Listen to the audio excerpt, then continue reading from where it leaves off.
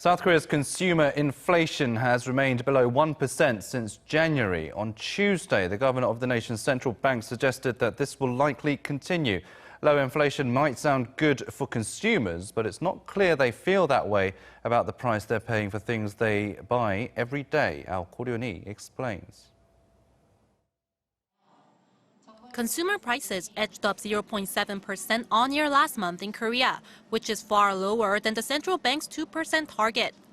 Statistics Korea attribute the sluggish inflation to low domestic demand and the government expanding welfare policies such as free education. Although consumer price growth in Korea has remained below 1% for 5 consecutive months, many say they haven't felt a trend in their everyday lives, especially here at supermarkets. This is mainly because prices of what consumers use and buy every day, such as fresh food and daily necessities, are rising. Data from Korea Consumer Agency, a government organization, shows that the average price of 30 frequently consumed processed foods has been going up in recent months. I feel like the price of everything has gone up. It's too expensive, especially the things I buy, like rice, anchovies, and fruit. I only buy things that are really necessary. The price of alcohol has risen, including soju. The cost of drinking has become quite burdensome. And it's not just groceries. The average price of dining out has jumped as well.